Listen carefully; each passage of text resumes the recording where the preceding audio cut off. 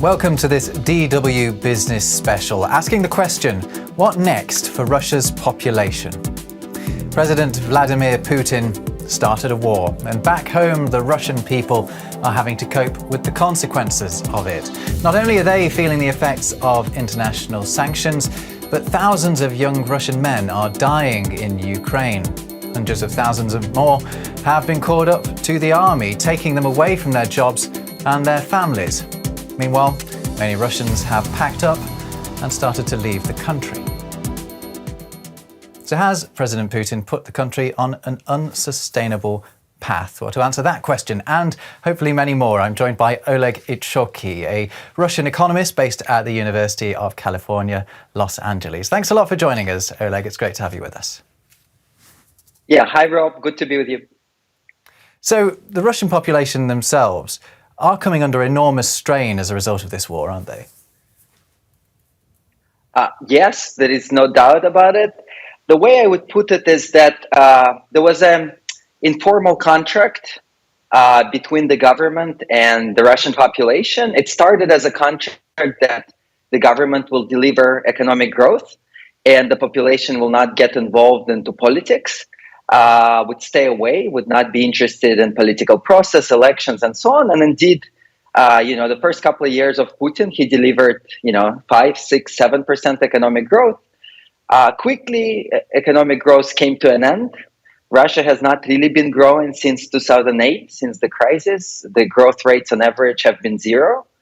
And the new contract with the government was, you not get involved into politics as people, as the population, but we're not going to get involved into your private lives. We're not going to regulate your private lives. You will enjoy, a steady, stagnant, level of well-being, but there's not going to be major disruptions, right? And so by 2022, this contract has changed completely. At this point, it's not just the usual corruption that Russians are used to, official corruption. You probably have heard in the news about the scale of Russian corruption. It's really unheard of, probably in the rest of the world. But now it's not just corruption. It's not just that the government steals the economic well-being of people. It's, a newly imposed tax on human life, right? So since September 2022, the broad mobilization has started in Russia, which means that, young men between 20 and 40 years old mostly are being drafted for this unjust, brutal war in Ukraine. And this is really like a tax on human life, right? This is something that Russians were not used to, and this is just the new reality. Let's just talk about actually the profound effect of the war that has been the number of young men who are fighting on behalf of Russia. So as you mentioned, it was back in September that President Putin announced the mobilization of 300,000 conscripts to help bolster Russian numbers in Ukraine. After swift training, tens of thousands of them have already been deployed to the front. The mobilization actually sparked rare protests in Russia, but the Kremlin claims that there will be no further rounds of conscription. So Oleg Itshoki, how many young Russian men is this war going to swallow up before it's done? Yeah, to be clear, we do not know the numbers exactly, right? Our best estimates suggest that close to 300,000 of young men have been mobilized. To be clear, this is after 8-9 months of war, during which already tens of thousands of Russians have died, right? Obviously, I don't want to sound like the major concern here is the Russian casualties, right? It's a completely unjust war on the territory of Ukraine, and similar magnitudes of people have been died on the Ukrainian side, and this is to me it's a much bigger concern. Among those people, many civilians, but nonetheless, tens of thousands of Russian soldiers have died up to September, and since September, it was a broad mobilization of people. People were taken at random, mostly between 20 and 40 years old. Probably 80,000 of these people have been deployed. And as far as we can tell, between 200 and 600 of these men die daily, right? So it's a daily deaths of hundreds. So what is it? What is the impact of having so many young men dying on a population and on an economy like Russia's? So to be clear, right, it's a country with 140 million people. So many more hundred thousands in principle could be mobilized and sent to war. Also, it's very important to emphasize that there is no end of this mobilization in sight. It will keep going. I think it's very important not to fool anyone and suggest that maybe mobilization will stop at 300,000. In fact, now is the period of regular draft, right? It's not mobilization, strictly speaking. It's just regular fall seasonal draft, which will probably turn into winter mobilization. And so it's very clear to keep in mind that as long as this war continues, the mobilization will continue as well. We don't know what's really truly the capacity of the government, how many people they would be able to mobilize before things will come to a stall. But in all likelihood, it would be closer to 1 million people than to a few hundred thousands more. And in that sense, it has a sizable demographic effect. It's also very important to emphasize that probably more than 1 million people have left Russia since the beginning of the war, which is at this point another important effect on the population. And lastly, another thing that's very important to emphasize is that Russia, to begin with, was a country with a very complex demographic structure. Right, it's a country that went through a very deep demographic crisis that started in the late 80s and lasted through the 90s. And as a result, it's a country where exactly the age cohort of 25 to 35-year-olds is very thin to begin with, right? And in that sense, yes, it is a major demographic effect, but it's hard to argue that that's the most dire consequence of this war for Russia. Well, indeed. But Oleg, just stay with us, because I just want to pick up on another thing you mentioned now, which is a key demographic impact of the war in Ukraine, and that is the movement of people that has been stimulated as a result of the invasion of Ukraine. This in itself is changing the face of the Russian population, with hundreds of thousands of Russians having left their country. You said around 1 million in recent months, mostly bound for Kazakhstan, it seems, some to avoid the mobilization to the army, of course. Meanwhile, in the other direction, Russia says almost 3 million Ukrainians have crossed the border into Russia. The West says that Ukrainians are being forcibly deported there by the Russian army. Oleg, among the countries Oleg, I'll come back to you in a second. I just want to play a clip of something, actually, because among the countries where Russians have fled is Mongolia, and our reporter out there, Pawan Wang, has been explaining what it's like there. Local people told us that after Russian President Vladimir Putin announced the partial mobilization, the city was filled with Russians. According to the statistic, by the end of October, there are about 1,500 Russians had fled to Ulaanbaatar, and most of them are ethnic minorities. Oleg Koki from UCLA. What does this exodus from Russia say about the attitude of Russians towards the war?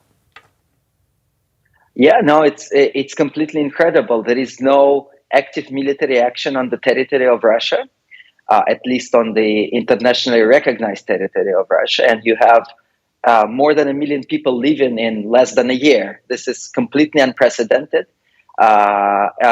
People do leave to all countries where they can go. Obviously, it's a very tough choice because a lot of people abandon their property, abandon their jobs, and they just flee. And again, going back to the beginning of our conversation, it's a sign of this change in contract with the government, where the government promised not to get involved into personal lives of people if they stay away from politics. But now the government comes for lives of many Russians, and Russians flee from this.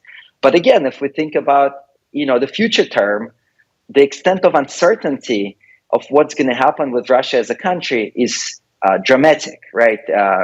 Russia can fall apart as a country as a result of this war. Russia can go into complete autarky, which is a Soviet-style or North Korea-style autarky, right? And in that sense, perhaps the life being of people who are living now will be much better than if they choose to stay and face that uncertainty. Do you think that's one of the motivations why people are leaving? That they see that Putin is tightening his grip on power, becoming more autocratic, and they fear for what's next? We do have data for this now, right? So we did see that people left in a very large wave when the war started in February. but most of those people actually did come back. So what people were afraid was, first and foremost, is mobilization, is the fact that they would be sent to war. It's very clear now that the second wave of departures is bigger and people are not coming back, right? And so we clearly understand that it's mostly not the economic reasons that drive people, it's mostly the fear for life, right? That the fact they can be mobilized in the very, very near term. Of course, I mean, people are here potentially being not as far-sighted as they should be, because the very clear prospect for Russia is decades of isolation, tightened grip at home, repression at home. This is all in the cards, but I don't think it's quite as clear in the minds of people as this very cardinal risk of being drafted and sent to war. No, like the movement in the other direction that I mentioned, some 3 million, I think Moscow says 2.8 million Ukrainians have crossed the border into Russia since the invasion. Opponents claim that that is something that's very deliberate by Russia. Why would Russia be doing that if it was indeed doing it on purpose? Well, to be very clear, it's an absolutely brutal war on the Ukrainian territory. So if we take the city of Mariupol, it was a city of nearly 500,000 people, which was pretty much entirely destroyed. Big parts of this population had no choice but to flee in the eastern direction, to cross the border into Russia. Then many of these Ukrainians are trying to find ways to leave Russia. Obviously, it's completely unbearable for most of them.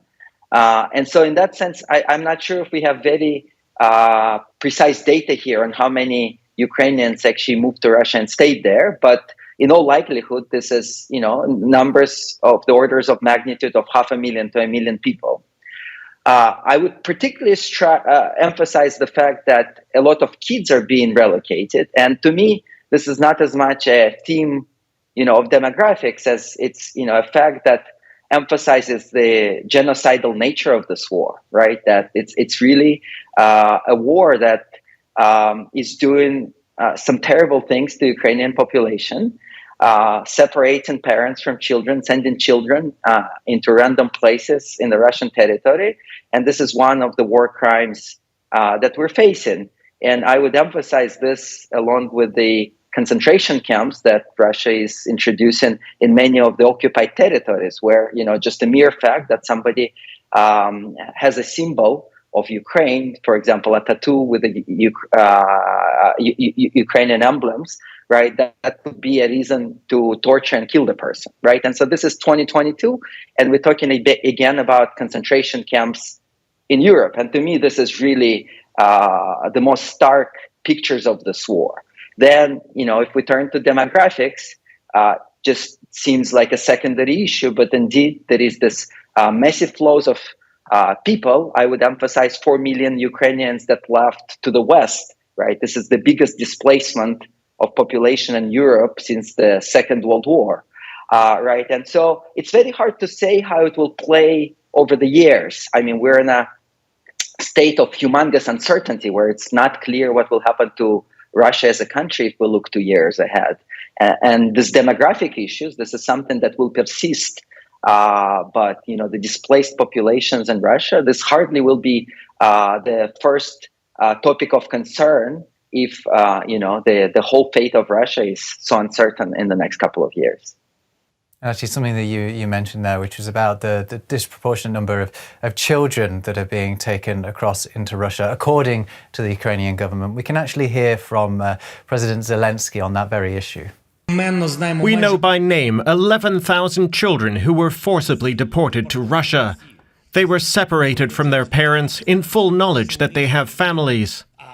Apart from the children we know about, there are tens of thousands of others who were forcibly deported and about whom we know only indirectly.